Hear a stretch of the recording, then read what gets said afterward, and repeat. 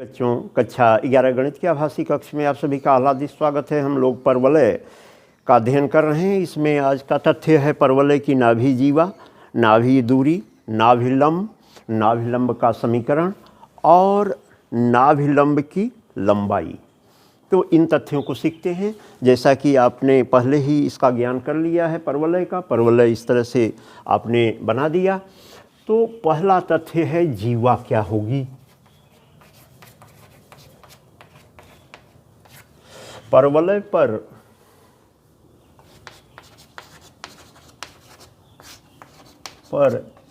दो बिंदुओं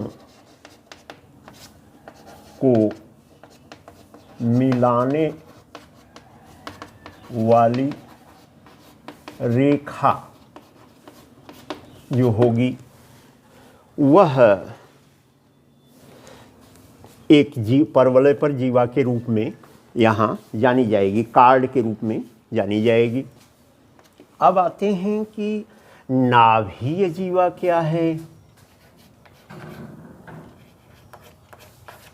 नाभीय जीवा क्या है। फोकल कार्ड क्या है। फोकल कार्ड का परवलय के पर दो बिंदुओं को मिलाने वाली रेखा जीवा जब परवलय की जीवा नाभि यस से होकर जाती है तो यह जीवा कार्ड नाभीय जीवा कहलाती है। नाभीय जीवा कहलाती है। अब देखिए यहाँ पर आप समझ सकते हैं, यह Q और R को मिलाने में दो बिंदु Q और R किस पर हैं, परवलय पर हैं। इसको आपने मिलाया तो यह QR एक जीवा हो गई। और जब यह जीवा यस यानी फोकस से होके गई तो यही जीवा क्या कहलाएगी, नाभि जीवा कहलाएगी। क्यू यस एग्जाम्पल में यहाँ क्यू यस, क्यू आर, इसको क्यू आर देखिए यस से होके जा रही है। तो आपको ये बातें क्लियर हो गई, नाभि जीवा क्या हो गई। अब आते हैं नाभीय दूरी। ये क्या है, नाभीय दूरी, फोकल लेंथ। यह क्या निकाला जाएगा, नाभि दूरी क्या है, परवलय पर कोई बिंदु P जैसा कि लिया गया है से नाभि की दूरी, नाभि दूरी या फोकल लेंथ कहलाती है। अब देखिए यह क्या होगा प्यारे बच्चों, P से यस की दूरी। और परिभाषा से क्या मालूम है, PS बराबर PM, PS बराबर PM। परिभाषा से, किसके परिभाषा से, परवलय, ये होगी PS बराबर PM। P से M, यहाँ यह लंब डाल दीजिए। और PM बराबर किसके है प्यारे बच्चों, O से लेकर Z तक, ZO देखिए, ZO और O यन। अब निर्देशांक ज्यामिति से यह यहाँ से यहाँ तक यक्स होगा। कक्षा 9-10 में यही आपने पढ़ा है। तो मूल बिंदु से इसकी यन की दूरी यक्स, तो ओ यन बराबर यक्स हो गया।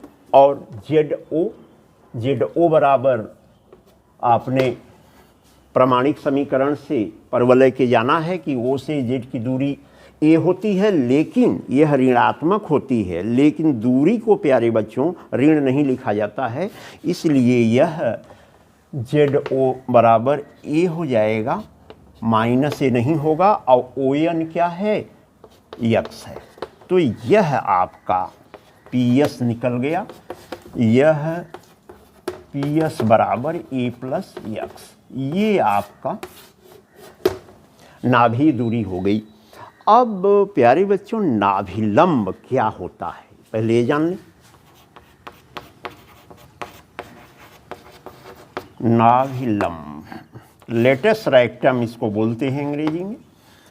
नाभिलंब है क्या, परवलय वलय के दो बिंदुओं को मिलाने वाली रेखा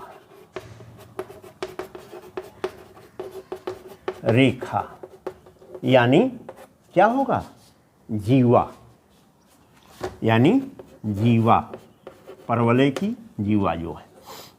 तो यह जीवा जो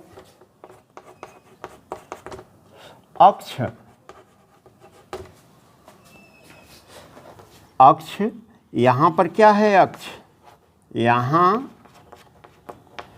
एक्स अक्ष है इस चित्र में, एक्स अक्ष है प्यारे बच्चों यह। तो जो अक्ष पर, किस अक्ष पर, यहाँ इसमें जो दिखाया जा रहा है एक्स अक्ष पर लंब हो, नाभिलंब कहलाती है।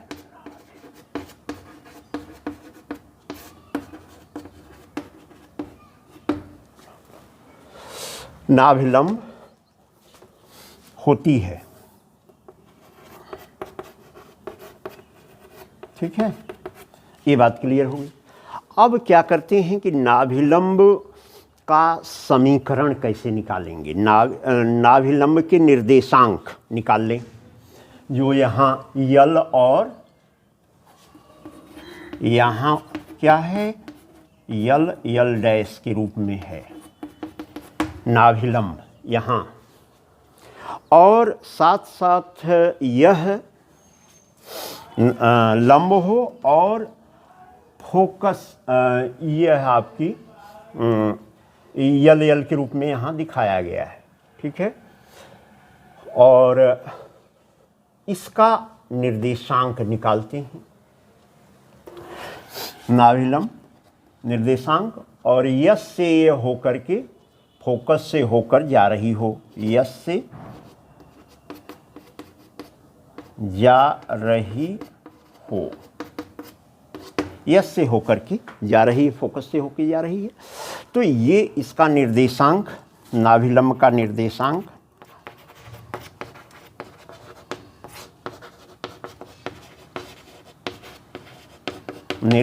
प्यारे बच्चों कैसे निकालेंगे।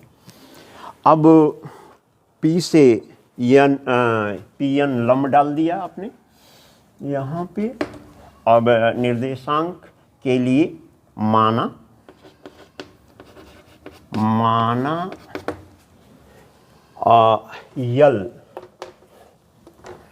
यल का निर्देशांक क्या है, यह यक्स,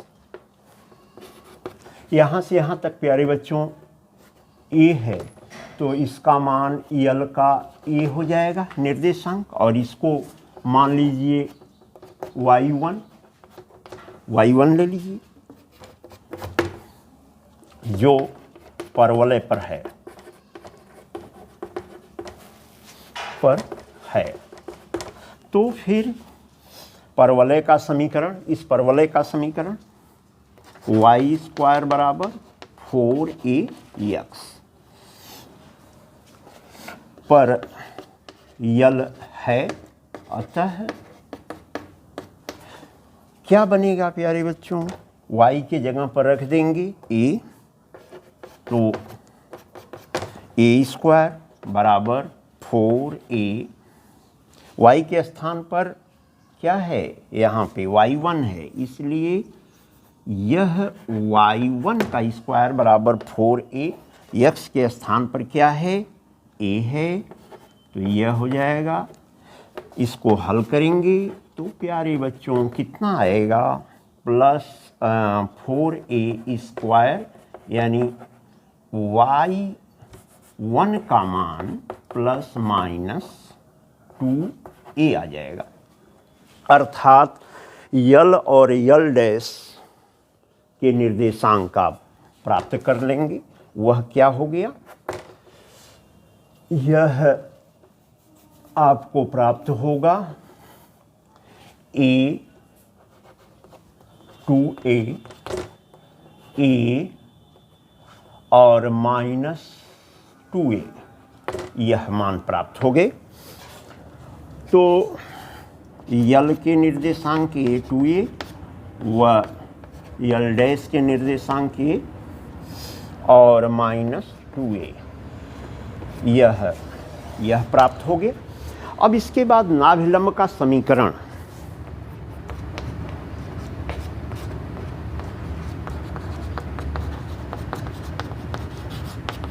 समीकरण क्या होगा, नाभिलंब यह है प्यारे बच्चों, y यल यल डैश, यह क्या है, y के समांतर है, y अक्ष के समांतर है, अर्थात x के रूप में लिखा जाएगा। y अक्ष यल यल डैश y अक्ष के समांतर है, अतः x बराबर, यहाँ से यहाँ तक की दूरी क्या है, x के रूप में a है, तो x बराबर a, यही समीकरण प्राप्त हो जाएगा। इन तथ्यों का अध्ययन करें, अपने कार्य में निरंतर सफल हों।